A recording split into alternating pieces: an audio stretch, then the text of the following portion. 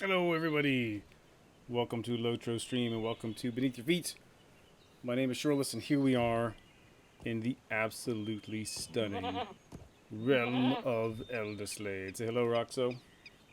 Well, here we are. And first of all, welcome to Beneath Your Feet. I'm so glad that you are here joining me to let you know a little bit about what this show is about as I continue to adjust my microphone level. This is the monthly show, which is my research stream for the Beneath Your Feet podcast, which is a long running, on and off again podcast in which I explore the geography and history of a particular region of the Lord of the Rings online, or I should say, the Middle Earth through the Lord of the Rings online. And so once a month here on Lotro Stream, I take a little time to go and explore a particular part of Middle Earth to get ready for the stream. We go looking for nooks and crannies and Easter eggs and all kinds of exciting things, all while exploring the wonderful realms of Lotro and enjoying a couple of cold pops.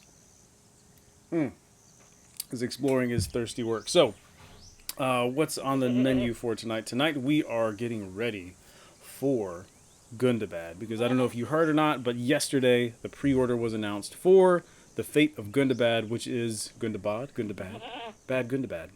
which is the next major expansion for the Lord of the Rings Online. And this is the first proper expansion we've had since Minas Morgul, which was almost 2 years ago. So this is kind of a big deal. Last year we had the mini expansion, the title of which was that misnomer of mini expansion was the cause of much consternation in the community.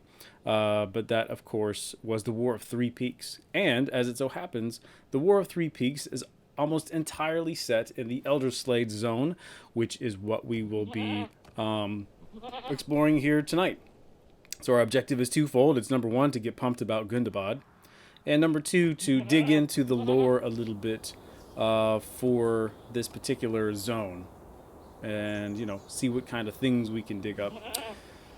So we are here on the lovely Landreval server with my good boy Roxo, and as we usually do, I'm gonna try to engage this zone from the first person, no UI perspective, because I want to give you guys as good a view of the wonderful world that Standing Stone Games have created with as little interference as possible.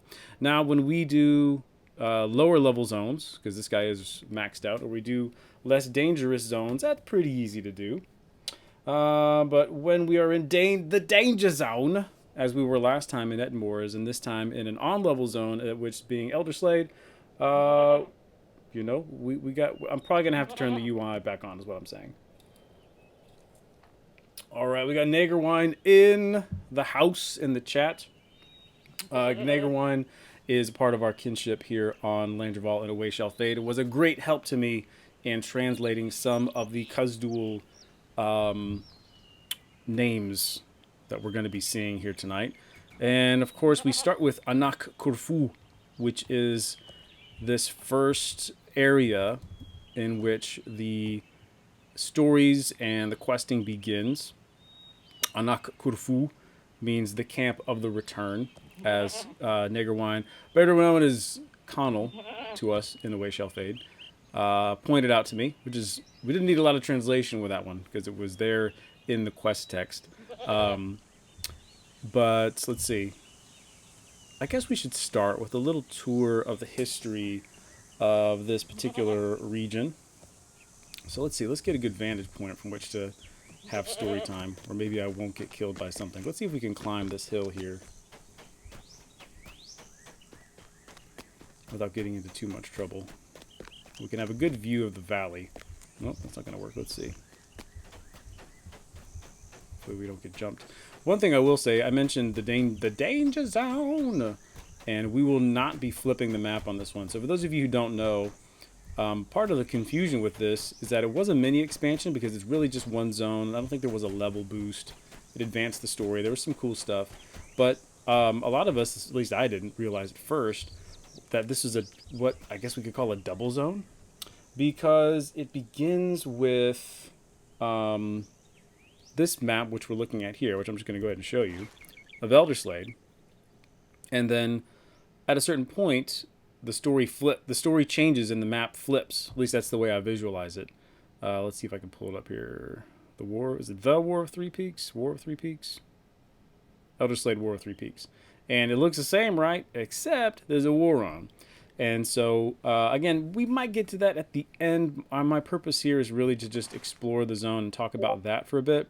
If we have time, we can go to the war, and I can show you that. For those of you who haven't played the expansion or are not familiar with it, we can take you through that. The zone is essentially the same, but it's literally flipped into a war zone. And so there's like mustard gas and trenches and stuff going on. It's pretty crazy. But the zone itself does not change dramatically. Apart from there being, I should say the landscape does not change dramatically. There are armies of orcs and goblins and all kinds of craziness going on. And so it is a little bit more dangerous questing-wise, so I'm probably not going to show you that. So let's start with a little bit of background on this zone. So we're coming up to Gundabad, and Elderslade was the lead up to the Gundabad expansion. And it gets the story up to the point where the dwarves are about to re-invade Gundabad. And I say re-invade because it is the ancestral home of the dwarves. There is a great article that was released this week on the LOTRO website in which they recap all the stuff that's gone on. It's been going on for years, by the way. These LOTRO stories, they take a long time to tell because they're these huge epic stories that are told periodically through updates. So they go on for a long time. So the legacy of Doran and the Dwarves has been on for at least 2 years because it kind of overlaps with the Black Book, if I'm not mistaken. And so in that article, it reminds us that Gundabad is the ancestral home of the Dwarves. According to the Dwarves tradition, and to what Tolkien wrote, Gundabad is where Doran, the first of the 7 fathers of the Dwarves, awakens. And so it is hallowed territory if you are a Longbeard, and really any kind of dwarf. The Zelruka, who are a creation of Standing Stone Games, they have a connection to Gundabad, which the story kind of gets into. But to talk more directly about Gundabad, it was this very special place for a long time. Because like I said, according to the Peoples of Middle-earth book, that's where Durin awoke. And it's just been overtaken several times throughout the history of the Middle-earth. And so even though... let's go back to the Second Age. Let's start with that, because I'm kind of all over the place tonight. Thank you. Getting a correction from our friend Connell in the chat that the Black Book introduces Doran, but we kind of come back to him when we get to the Legacy of Doran storyline. But anyway, remember, during the Second Age, there is this famous relationship between the elves of Eregion and the dwarves of Moria. And so when Sauron goes after everybody during the Second Age, the dwarves, of course, they come out of Moria, and they're like, no, Sauron, you need to leave our elf friends alone. And this really upsets the Dark Lord. And so basically from then on, if there wasn't already, there was great enmity between Sauron and the dwarves, the Longbeard specifically. And so from that point forward, he orders any orcs that will listen to him to harry the dwarves wherever they can be found. And that was the first time Gundabad was sacked. And the other thing that's important to think about, as we're going to get to here in just a minute, is the connection between Angmar and Gundabad. We see that already in Elderslade with some of the Engmaram encampments and settlements that we're going to be singing. And so that's another thing that has kept the dwarves out of Gundabad, is that the orcs and the other forces of Angmar have long occupied this area in the north. And so that was another hurdle that the dwarves had to kind of overcome. And then it seemed like they had reclaimed Gundabad at the end of the second or third war between the orcs and the dwarves, which was very well told, I think, during the Blood of Azog expansion that came out, or update, which came out over the summer.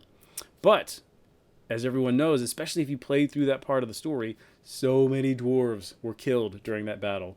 it was definitely a Pyrrhic victory. And so the dwarves simply don't have the numbers to hold Gundabad after they had cleaned it out before that last battle of Anazulbazar. And so that's kind of where we're left.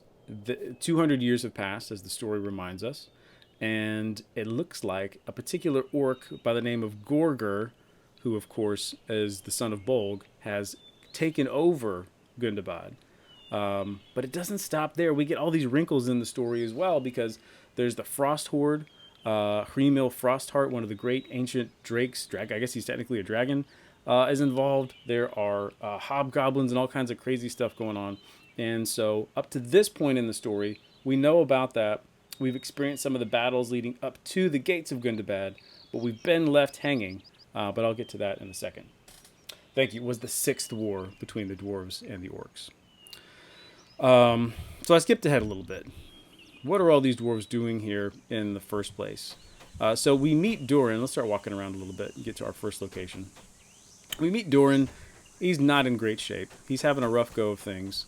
His dad, King Thorin Stonehelm, basically sent him off to the Iron Hills to protect him during the War of the Ring. And when we meet him, he's having a bit of a midlife crisis. I can't remember how old he is. He's having a hard time.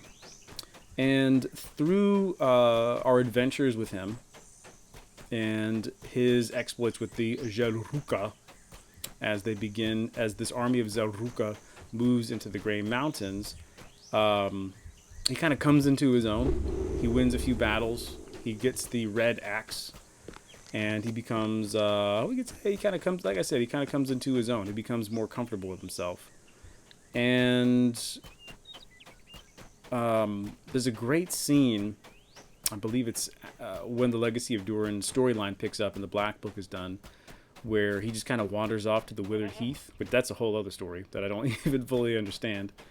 And he's like just staring at this huge glacier in the Withered Heath, and he's taken by a vision, and he rouses all of the Longbeards and the Zelruka and the Stout Axes to go with him to reclaim Gundabad, and they form this great army called the Gabila Ka, which we're getting to the Neo-Khuzdul stuff. And from the Grey Mountains, they move... Wow, my brain has ceased to move. Westwards into Elderslade, and they begin their assault on Gundabad. So remember, Gundabad is kind of the solitary peak. It's at the nexus of the Misty Mountains and the Grey Mountains.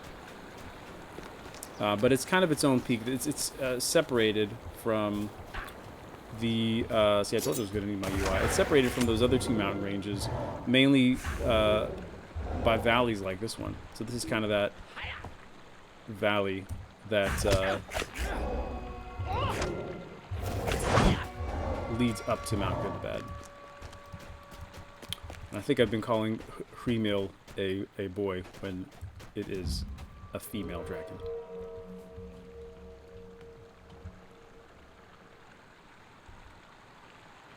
And so that kind of brings us to the geography of the zone. Which is where the name Elderslade comes from. So the elder part is what it is. This is an ancient area that goes back far in the history of the dwarves, largely because of its connection to Gundabad. But Slade is actually an old Anglo-Saxon word that's got a few different meanings. Also a pretty killer band, not gonna lie.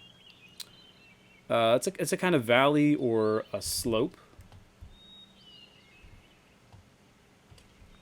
And so that's derived strictly from the geography of the zone, because you can kind of see it there in the background, that big tall peak right about there. That's Gundabad.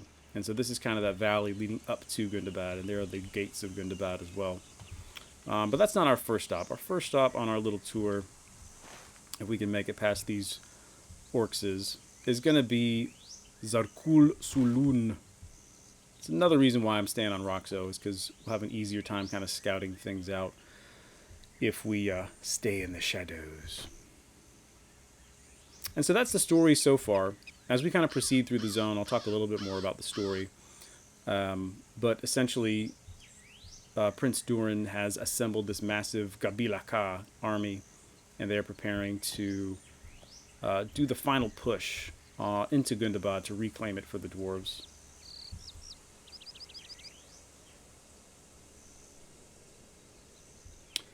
So do you... Yeah, Elderslade doesn't seem like it's Khuzdul. It seems like one of those things we were talking about earlier where it's either like sort of Englished in the common tongue, or it's more nothing to see here, or ignore it, or it's one of these like Rohirric Germanic languages. I don't know. I'll leave that to you, Connell, and your expertise, sir. So here we are in Zarkul Sulun, and there's not much to say here. In my headcanon, all of these forts that we're going to be visiting as we move up through the valley, maybe the quest text does give us the specifics of this, but to my imagination, these are spots that were kind of built periodically, perhaps over the course of Longbeard civilization. Because in the text, we don't get a lot about Gundabad. We know basically what I've shared so far, that it's the place where Doran was awoken, not born, where he awoke, and it's been overtaken a few different times. We don't know a lot about what it's going to look like in LOTRO either. We've gotten a few teasers. Scenario gave us a few teasers on his stream, and they've leaked a few screenshots, and those look pretty dang good. But we don't know a lot about what it looks like, or even LOTRO's sort of interpretation is going to look like. But in my imagination, this is kind of like, these are structures that were maybe built long ago, or maybe maintained when the dwarves could kind of come through. But alas, they are mostly destroyed. Yeah, old-fashioned English. Connell says the stone is different from the walls of Gundabad. So that's interesting. I didn't notice that. So when we get into Gundabad proper, we'll actually have some new textures and a different look for the structures there.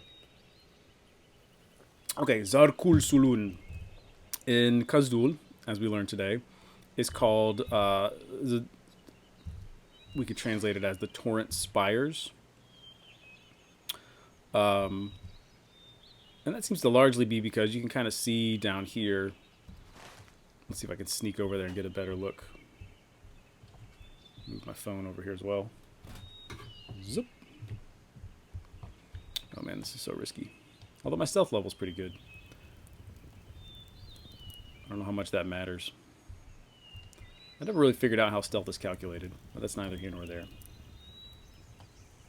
Oh boy, I'm laying right on top of that guy. Yep, nothing to see here, or sorry, bod.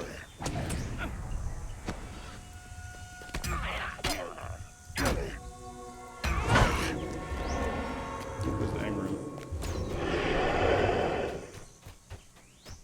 Yeah, so if we peek over here, we can see the waterfall to which it refers to. Oops. And then we get a good view of the Gates of Gandabad back there. So, Connell, you can correct me if I'm wrong, but we said that Zarkul means spires or towers, which you can kind of see here. And Sulun has to do with waterfalls or torrents, that kind of thing. So it's kind of like the watchtower over these particular waterfalls leading down to the River Langflood. Alright, let's get the heck out of here.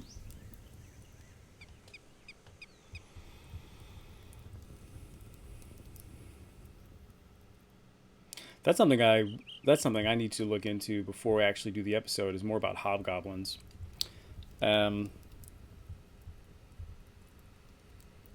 Yeah, it's our coolest tower. But hobgoblins, right? So we know a little bit. That word pops up in The Hobbit. I don't think it comes up in The Lord of the Rings. It's part of that list of goblins and hobgoblins and all of the things you don't want to see.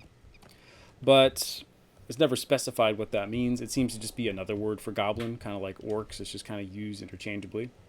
But like so many other properties and interpretations, The Lord of the Rings Online took the hobgoblins and made them into something new for us to kill. But there's this intrinsic connection between the hobgoblins and the Frost Horde. Those the ice dragons. Which that gets into the Anvil raid, which I only did like one time. I don't really remember the story that well, so I'm not going to make myself look too bad, like trying to explain that. Right, but the Gray, yes, Connell's confirming in the Gray Mountains is where these hobgoblins seem to live. And I wonder if there's a connection there with the Ettenmoors, which we talked about, because I don't know if we can pull it up on the map here, but we're on this side of the Misty Mountains here. If we go over to Eriador, here's the Ettenmoors and here's Mount Graham. So this whole area of, I guess that would be Forodwythe, is all connected historically, and so that brings us to the hobgoblins as well, where they're part of this sort of mix that, and the mountains of Angmar, Mount Graham, Gundabad, Northern Misty Mountains, and the Grey Mountains. They're all kind of connected in that way, and I think the kind of unifying factor that LOTRO pulls in is the Frost Horde and Hreemil Frostheart. Yes, Connell's mentioned the Gashai, or these fire orcs that we meet in Moria, and there is I think there's a connection there too, the elemental component to it. Oh, see, I talked about how the zone flips, and when you go to the other side, a few things happen. Number one, Zarkul Sulun, I'm just going to keep saying it like that. That fort we last visited, that becomes our base of operations. We kind of move up the line. We've retaken that fort, and that's now the base of the operations for the dwarves. We've also retaken this, and that gets into a cool story where there's these Bjorning reinforcements, which I quite like, but that has not happened yet. So this place is still festering with Engmaram. Poteen O'Bowen checking in. How are you now? Thanks for stopping by. Right. This kind of it's good to get a look at the inside of these places, because they're definitely wrecked after literally centuries, if not more, of neglect.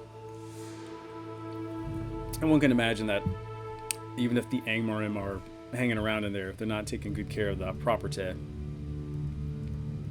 All right. So this is Shakal Atrad.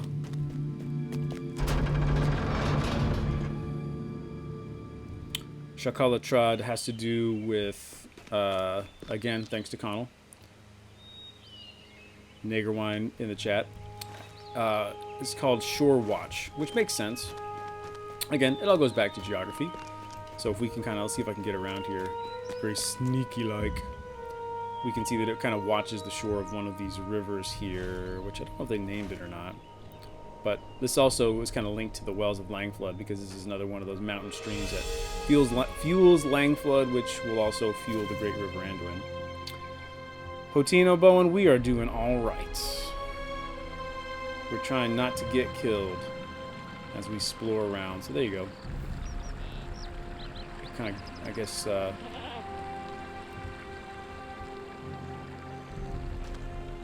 we could say Shakalatrad guards the shores of the river here.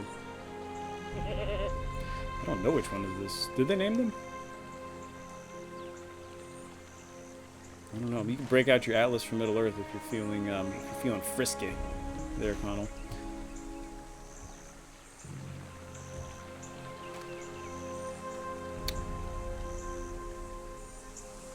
Yeah, so like I was saying, once you flip the zone, this place is a little bit more friendly.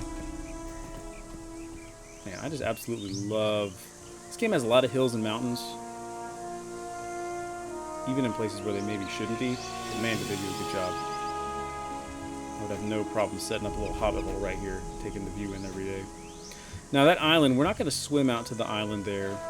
That one is... What's the name of that one again? Grithholm. And this is, again, this is something Connell and I were talking about this afternoon, and that they seem to interchangeably flip-flop all the naming conventions. So Grithholm, what was that one? I forgot to take notes. Let me double check my notes here.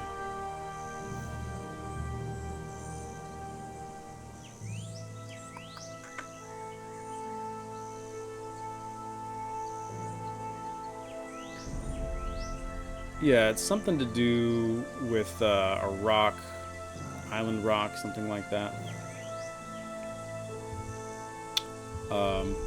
Again, just deriving its name strictly from the geography. I don't think there's any real connection there with the, yeah, Stone Island, that sounds right. I don't know. It's just cool to look at. There's a couple quests in there, but nothing too major in terms of lore or history or anything like that. Okay, so Connell's telling us that that river is called Drekvath in the Leothred quests. That's the other thing too that's difficult, is that there's so many little goodies in the quest text. It's so easy to dismiss, you know, especially if you're in a hurry and you just kind of want to level up and continue your game session. I know, at least for me, my ADHD brain, it's hard to settle down sometimes and actually read the quest text. But there's so many good little nuggets in there, stuff like that. Yeah, I do try to read through the text at least the one time. This is kind of my main these days, Roxo the Burglar. And so at least with him, I try to read through it, and then if I go through with other characters, I'll try to blaze through. But then there are times I just can't get focused enough. We're going to skip past Howler's Notch, and being on the road, I think we are safe to mount up. Nothing to see in Howler's Notch. It's exactly like it sounds.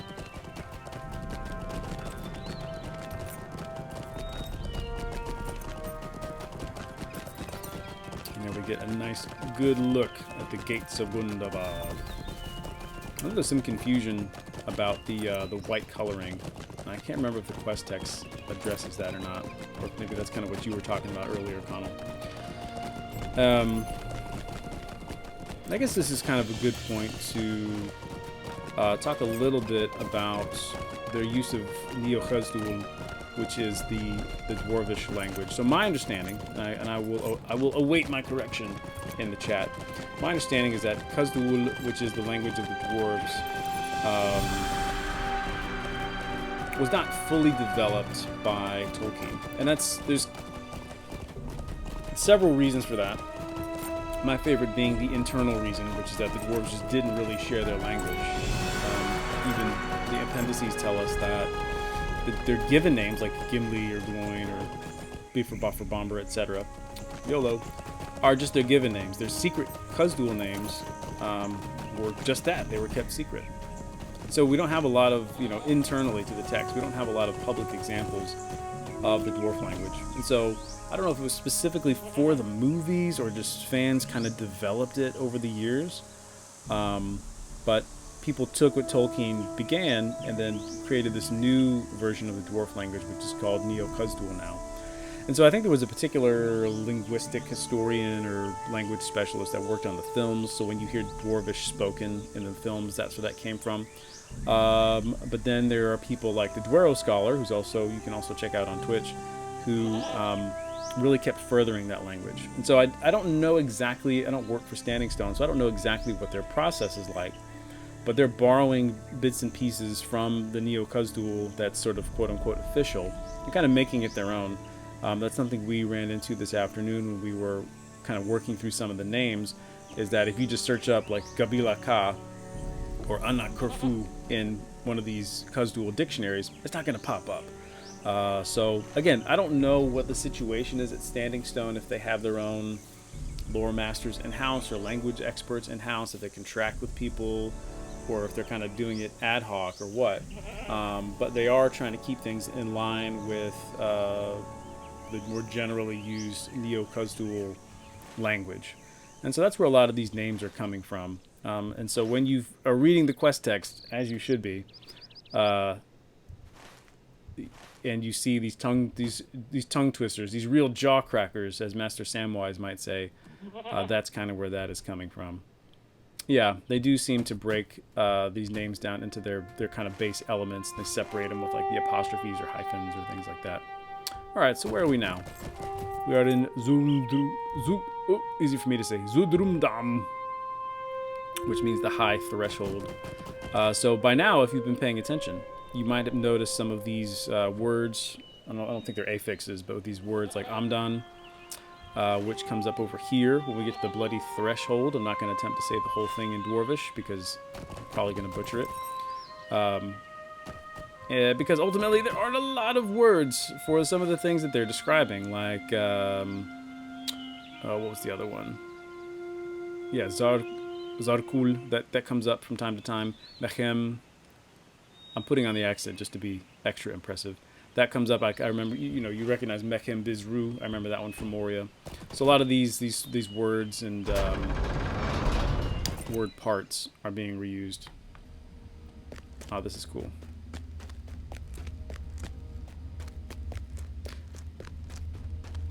So this is one that's worth wondering about. Where did this come from? It's kind of in keeping with the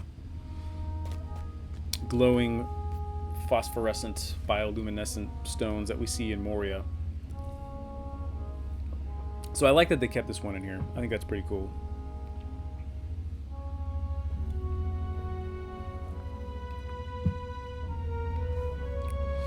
And again, it's worth reckoning that the name kind of comes from the fact that this is at a higher elevation.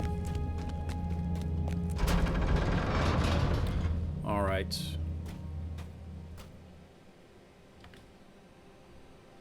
Thanks again, everybody, for joining me tonight.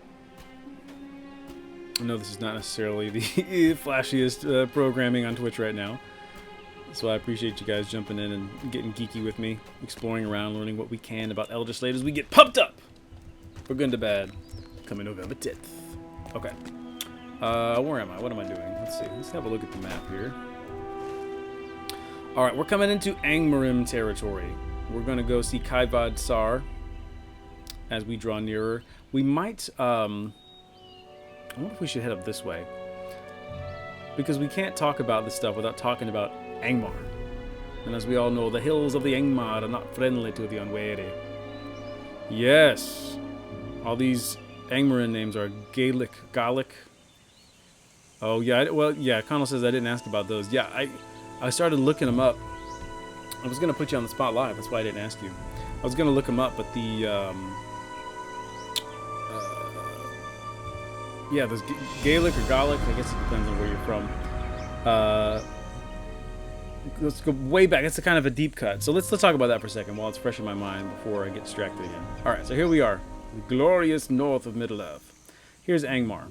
Us old-timers, anybody who's played through the game, knows about Angmar. And so when they created... One thing that Standing Stone, nay Turbine, does very well is kind of adapting, almost mimicking what Tolkien did and taking real-world languages and peoples and adapting them and smushing them and repurposing them for use in Middle-earth. Khuzdul is based on Semitic languages. Quenya is, of course, famously loosely based on Finnish, if I'm remembering correctly, so on and so forth. And so they've tried to do that with the various people groups we encounter over the course of the game. And so when we got to Angmar all those years ago, we meet the people who live there. Now I can't remember the name of their tribe. But all of those names are based on Gaelic languages. And so when we see things like Dún Kavad, or there's another one around here. Anyway, all those Alchair here, those are all derived from Gaelic languages. So,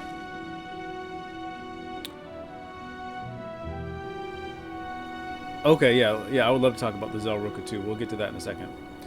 So anyway, Angmar is this ancient, evil civilization that goes back at least to the Second Age.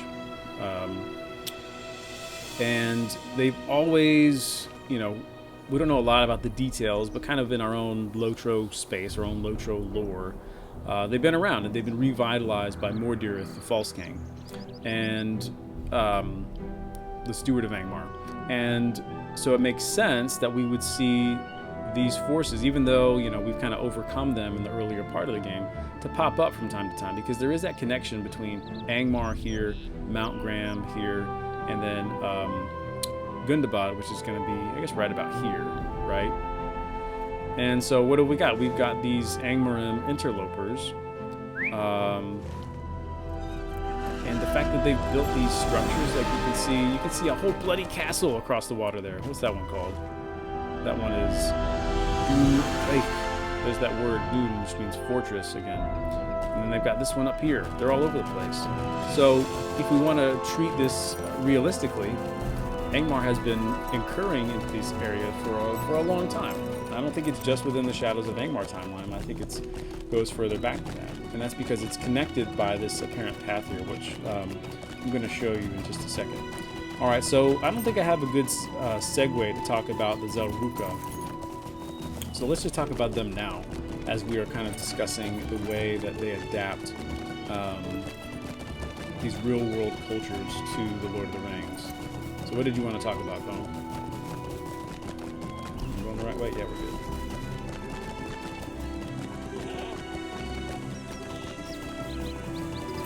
There you go. I'm being reminded that, yes, in fact, the books do address the fact that the Kingdom of Engmaram sort of straddled the northern part of the Misty Mountains. I'm going to stay zoomed out here so I don't get myself killed too quickly.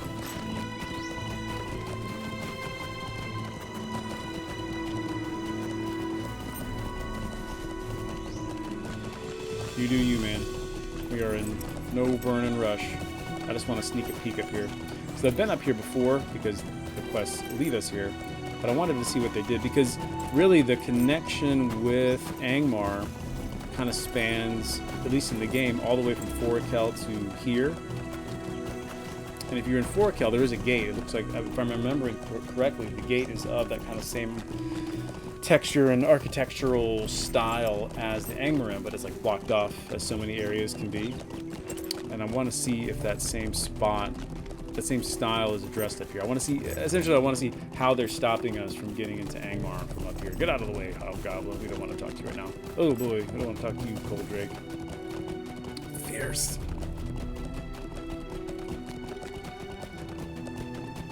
That's funny. I've spent the last few days playing through Blood of Ozog on my Mjorning. I got so sick of the snow. I just turn the precipitation effects right off because it's so blinding and annoying.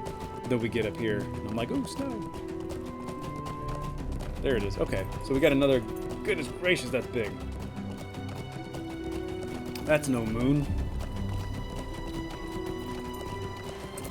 Carbronak. The hills of Angmar are not friendly to the unwary. Every day. This is stupid. Okay, so we got a great big giant Engmaram Castle. Look at this puppy. But we can't get through. Let me in! I'm like Eric Andre, let me in! Okay. Yeah, all of the Engmaram Gaelic names just make me think of what was that Monty Python bit where he talks about the cave of Caer Bano? Was that the bit with the rabbit? I can't remember. Which of course is a Gaelic name, Caer Bano. Alright, we're getting off course here. Let's get back to the dwarfs. One thing I do wonder about is if and how the Angmaram are going to be involved in the war. Because they do pop up when the map flips. They do pop up in the war portion, if you like. Oh, who's on us now? I'm not scared of you. Yeah, no rush on the Gaelic names. Not super important. I think, you know, oftentimes they just translate to, you know, if it's a fort on top of a rock with a banana on top, that's just how they're going to translate it. Not too many mysteries. Though they do sound nice, like Torrent Spires. It just has a nice ring to it. But anyway, the Engmaram do pop up on the war side of this map. But again, I guess I gotta go back and read the quest text because their connection is not clear. I think a lot of times this type of thing, we're not going that way. This type of thing kind of bleeds into, well, bad guys are being bad guys, and the bad guys are helping out the bad guys. But this game does do a good job of spelling those kinds of things out, so I might have to go dig around in the quest text to see what the actual connection is with the Engmaram that are here. If they're just bad guys doing bad things, summoning up evil spirits as they are wont to do.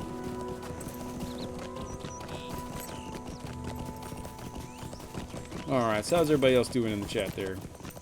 I'm on vacation this week myself, so I'm going to be doing a bit of camping. It should be fun. Alright, we're going to YOLO this. Blargler's going to blarg. Yahoo! Stay full! Oop, didn't work. It's the third time I've died on stream. How far is it going to put us back? Oh, that's not bad. Alright, let's keep this rig rolling here.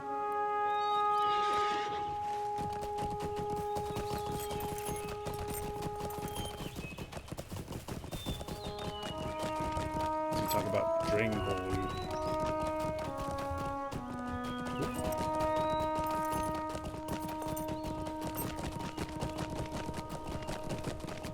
Yeah, so there you go. So the quest text does kind of get into what in the world, what by the beard of Doran the Engmaram are doing here.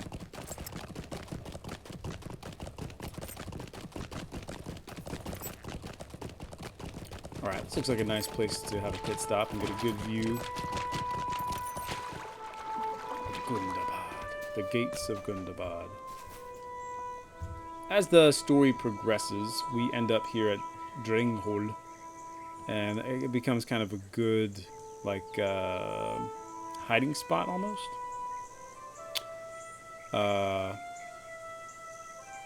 Where you have this kind of enclave, this little battalion of dwarves hiding around in here. And this is another one where they flip-flopped it on us. This is not a Khuzdul name. This is a Germanic, sort of, whatever we want to call it, Proto-Rohirric, Aotheod word.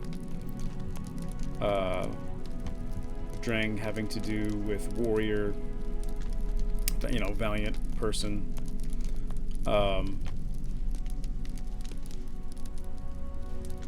Hole having to do with, you know, holes. So this is the valiant hole where they hang out, I guess, or where they rest. Okay, so you're saying that...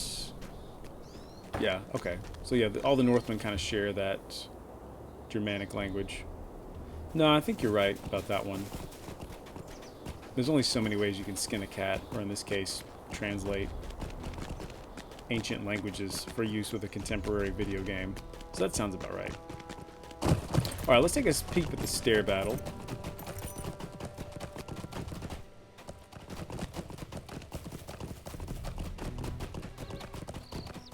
No cats were harmed in the making of this episode.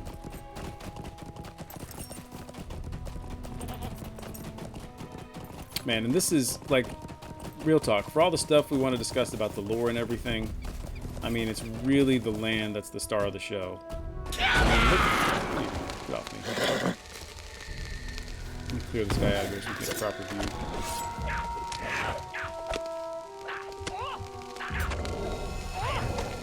Is my volume too loud? Let me turn that down a little bit. Explosions can be loud. Orcs are not known for their subtlety. Let's get back in the fight here. Okay.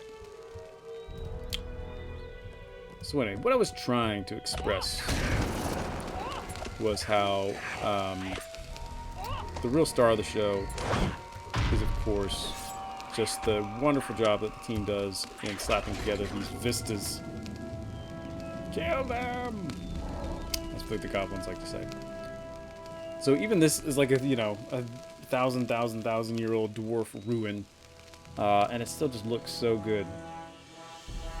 And I'm really excited to get in there and explore and find out what happens, really. Because I think, you know, I enjoy, it's an MMO, I enjoy the multiplayer, I enjoy raiding and things like that, but ultimately it kind of becomes more important about the story, because I think for all of us, you know, LOTRO is a solid game, but I think for all of us, we're here for the hobbits and the hobbit lore.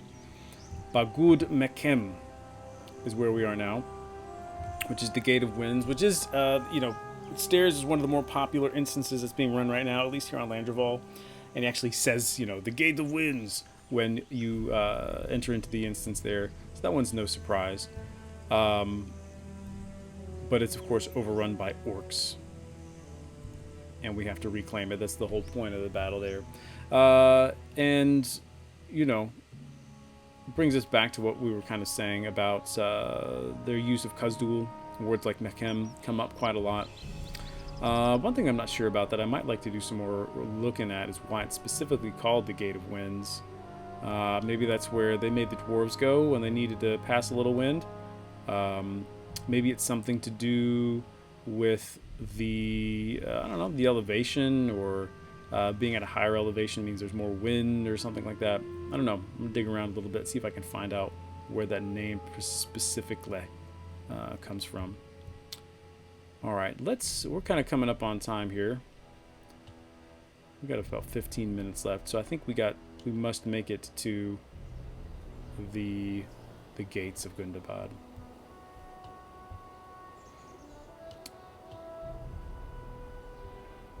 What is this? Oh, that's just where you go fight those guys. Okay. I thought I'd stumbled upon something wonderful. But I'm used to seeing this from being up there, where you cross the bridge and fight those twinsies.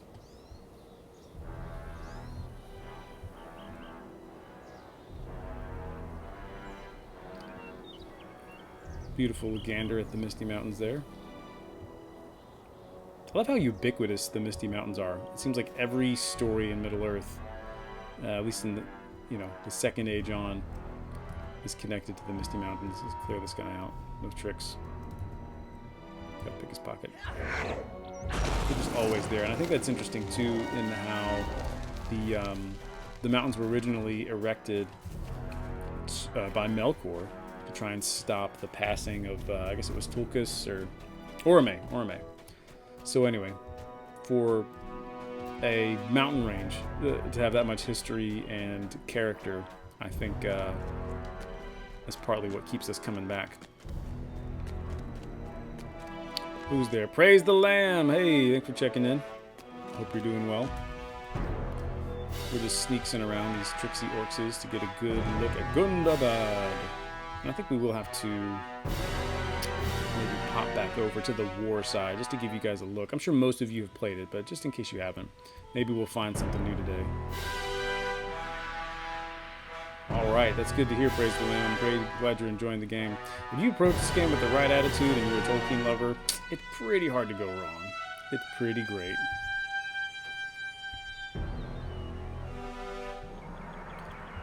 So, just to kind of spoil it, when you do I'm done, the Bloody Threshold, it kind of ends right about here with Hrimil reappearing and freezing this whole area up. So I shall be very curious to see how we break through and actually get into Gundabad. So this will be it. This is it, kids. This is the end of the line. This is where all roads lead. All roads lead to Gundabad, as they say. And so this is our objective. I'm going to do one more Eric Andre. Let me in! Let me in! I don't want to wait till November 10th. Oh, yeah, you can't even get close to the little invisible barrier there. Alright, so this is where we're going in, kiddos. It's going to be pretty fun. I'm kind of stoked on it. I kind of can't wait. It feels like Moria 2.0, but maybe even better. Alright, let's do this. What's going to be the quick way to get back to... have a quick look at the war side of the map. It's my cooldown on not Corfu. My map is not up in my house. Let's go back to Limlock. Alright, so that is essentially the Elderslade region. One last thing before we go home is to have a look-see at the dwarf settlements here. Because our good friend Connell was kind enough to talk us through some of these.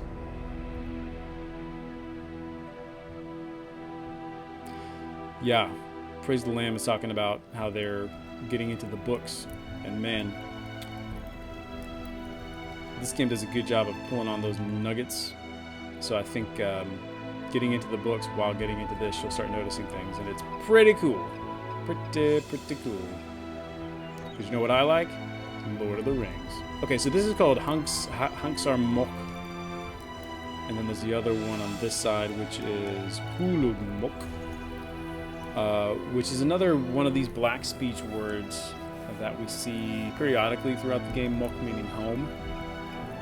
And Connell was good enough to point out to me that the Orcish word for Gundabad is Urban Ok, which is kind of their version of mountain home. Gundabad is being... I don't remember if this is official or if this is just standing stone, but Gundabad is being translated as mountain home. So this is kind of like the Orcish black speech version of this.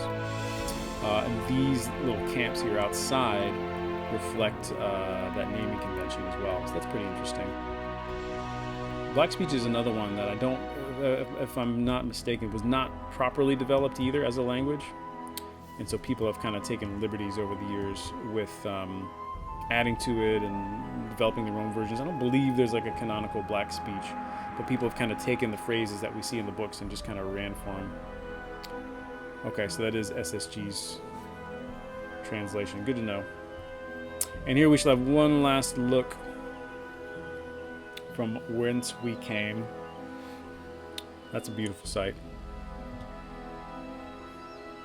So we got a few minutes left. I feel like we've learned a little bit. We've explored a little bit. I feel like we've got some good things to go on here for this month's edition of the Beneath Your Feet podcast. But let's do this. Let's have a little fun. We're going to head back to Anak Kurfu, and we're going to go just do a little kamikaze run through the War of Three Peaks, just to give you guys a look at that, and we'll see how the land changes. Yeah, there are... we're talking about how there are various old websites that have to do with black speech, and I've noticed those as well. So it can be hard to know how reliable those are, or how reliable they are meant to be. But, you know, this came up a little bit when we were in the Ettenmoors last month, because some of the words are just directly taken from the texts. Alright, so where are we now? We are in Hlithseld, which is the last stop in the Wells of Langflood, the northern reaches of the Anduin, before we get to Elderslade, which is, of course, the last stop before we get to Gundabad. So that's where we're going right about now. Just to give you a little context. What's up, horse? How are you now?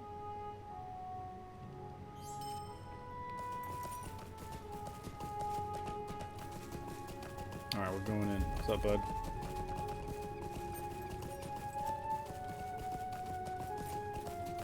Oh, dude. I don't know how to say your name. Colwich 1066, Battle of Hastings. What's up? Shout out Battle of Hastings. This person's talking about how they've been putzing around on Treebeard and they need to get their main ready for Gundabad. I feel that pain. I was having a big old time because Treebeard is finally old enough to have kinships and kinship houses, excuse me.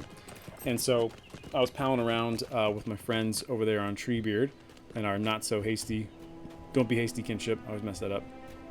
And I was like, man, Treebeard is so fun. I need to get, I'm like a level 40 or 41 on Treebeard. I want to get maxed out. I want to do that Angmar content. But man, Gundabad is coming. Being torn between the two servers, man, it's tough. So yeah, I feel you, Colwich 1066. Good luck figuring that out. Let me know what you decide to do, because it's too much, man. It's too much having characters spread over all these servers, especially when there are other games you actually want to play. And other things you want to do. So that's an idea. That's a free idea there for those of you looking to create LOTRO content or stream a little bit. If you want to create a channel about how to organize your LOTRO time, maybe give us a schedule for how to play across multiple servers. All right, so this is what they did. Oh yeah, this guy's here. What's up? What's up, old guy who I pretended to be for about 10 hours of game time? What they did was they used these flags as a switch. Don't get me started on alcoholism. It's a bloody miracle that I have stuck with old Roxo here for as long as I have. Someone in the chat mentioned Alcoholics Anonymous. I founded Alcoholics Anonymous, okay? I've had so many characters over the years. It's taken a lot of will over the last year to just stay with my burglar boy here. Alright, so where were we? Bzarkul Sulun! You can tell I'm getting punchy because I'm using my dramatic voice. Alright, we're back in Zarkul Sulun. So like I was saying, when you get to the war part of War of Three Peaks, it appears the Gabila Ka have moved up. So let me show you what I'm talking about here. What? Hold on, I'm looking at my phone very carefully because I can't believe what I'm seeing. There's no way, Jinjar, there's no way you have 92 characters in this game. Get out of here. You're pulling my leg. So as I said, things move up. We don't even see Anak Kurfu here because it's just out. So we're here at this place that I've been saying for 10 times and I can't remember the name of, Zarkul Sulun. And so things move up. So let's do a little kamikaze run here to finish up the night. So as I said, the war is being initiated, and after we finish questing in Three Peaks, this is kind of what happens. And we get to the war, we see smoke and fire and trenches and mustard gas. Okay, Jinjar is saying I have characters on all the English-speaking servers. Whew. That's worth the tip of the cap. That is very impressive. I would like to hear that story one day. So we already start to see the differences. The dwarves have erected some defenses.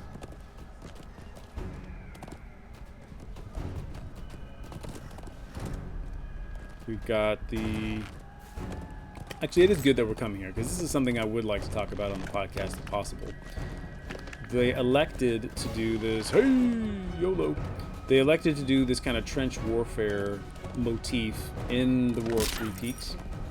Okay, I don't want to fight these guys right now. Which is pretty cool. And so, you know, anybody who knows anything about Tolkien or saw the movie or whatever, you know the connection. You know all about Tolkien serving in World War I, and you know about his history with that terrible war. And so I think it's very fascinating that they decided to go with the trenches and the mustard gas for this particular fight. I think it's very interesting.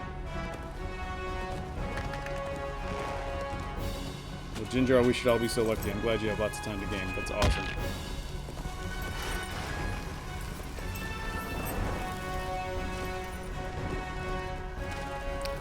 Yeah, there's got to be some connection with the World War I thing. I hope I'm not making anybody dizzy, because I'm just kind of going for it here, just to kind of give you guys a bird's eye view. Let's go look at the boats. So we've got roving warg bands, we've got mustard gas, we've got Engmaram. I'm currently on fire. We've got boats down coming up the river. Oh boy, I'm in trouble. Good thing my hide in plain sight has finished cooling down, so I can get the heck out of here. Big Auden. I don't even know where these boats came from, but we've got one boat on fire, we've got archers over here, and so you can imagine the surprise for a lot of us who didn't really realize this was going to happen. I guess I didn't read the press material very clearly, because I thought I was done with the zone, and then all of a sudden they're like, nope, surprise, you're being shelled by orcs. And you gotta fight through mustard gas, which is gonna break your stealth every time you go through it. But that's what it is. It's still super fun.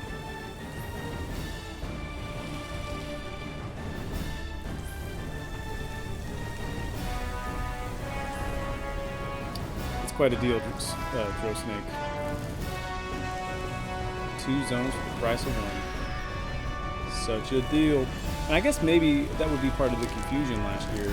People were like, is it an expansion? Is it not an expansion? Is it a mini expansion? What does that even mean? Why is Tennyson trying to take my money?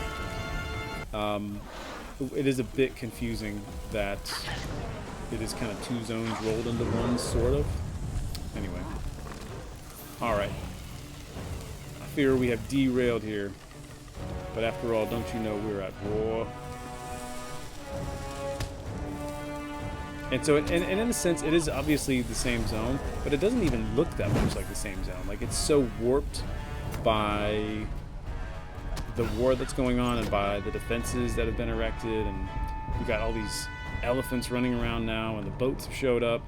We got catapults that weren't here before. We got these massive battlements, whatever the heck they are, these broken down war machines, that it really does look like a different zone. So that kind of makes sense. And then even where we just were not long ago, all looks completely different, completely overrun. So let's find a safe spot to pause here, and we'll finish things up for tonight. Oof, what am I talking about? Safe spots. This is a war zone, baby. But we want to end with a dramatic shot of Gundabad. So let's ascend the hill here and see if we have, and see if these feisty Engmaram will leave us alone, so we can have a dramatic tableau. Don't bother. I'm not coming out of stealth. Bet you, to tell you that much. That's a good point, Connell. Connell's remarking about how when the zone flips, all of a sudden there's battlements and trenches dug and things like that. So I guess there is a bit of a time warp that's happening. Well, they do say that, but I wouldn't, probably not too dramatic, right? Because dwarves and orcs both are exceptional diggers. So maybe it seems dramatic, but it's not as dramatic as we might think. All right, friends. Well, I hope you enjoyed our quick look at Elderslade here. I feel like we learned a lot, and we have some more questions to answer before I'm kind of ready to record the next episode. But I mean, this has gotten me super pumped up for Gundabad. Now I got to go buy my pre-order package. I haven't been able to make up my mind. So what did we learn? we learned that Khuzdul is a thing. We learned that Standing Stone is not afraid to mix and match the different naming conventions that they've come up with. Maybe there's some logic behind that. We learned that there is a real rich connection between Angmar and Gundabad and this area in particular of Elderslade. And really, we have a lot to look forward to with the new expansion. And this was a very dramatic build-up to Gundabad, and I'm very excited to check it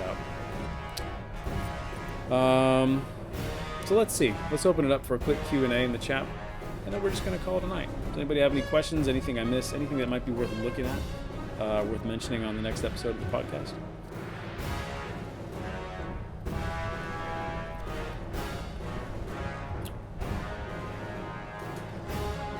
Okay, well, let's end things with a final shout out. I want to say another quick thank you to Connell. It was Negerwine in the chat. It was a big help in helping me to figure out and decipher all of these naming conventions, especially for Khuzdul.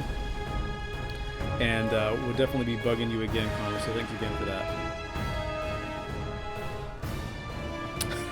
that. Oh, man. So, for those of you who didn't watch Galadwin's stream last week, we attempted a run from Habaden, Bagend, all the way to the Lonely Mountain in honor of the birthday of Mr. Bilbo Baggins. Snake was just reminding me of that, so thanks for joining us that week. The strangest thing happened. This will be the last thing I say, and then we'll end. We made it pretty successfully, all the way over the Misty Mountains Cold, through Dungeons Deep and Caverns Old. And right when we crossed over into the Vales of Anduin, we started getting sacked. All of our lower level characters were just demolished. And the worst part of all was we thought we had kind of made it to safety by reaching the Bjorning. I can't think of what it's called now. The first Bjorning village that kind of guards the bridge there. The guards turned on us, so we never figured out what that was there. And yes, thank you, Vegbar. Was that, like, did they want to keep the low-level players out of there so desperately that they sicked the Bjorning guards on them? Was it a bug? We don't know. But it was nuts. And yet, it is neither here nor there, for tonight has been all about the dwarves. So I hope you learned a little bit. Don't forget, you can check out the Beneath Your Feet podcast. The episode for this stream should be out hopefully next week about Elderslade to get us all excited and ready for the Gundabad expansion. Once again, my name is Shoreless. You can find me on Twitter at Shoreless Skies, and the Beneath Your Feet podcast is at anchor.fm/LOTROBYF, and I'll have a link in the chat soon. Thanks again, everybody, for popping by. It's great to see all of you, and I hope you have a great night.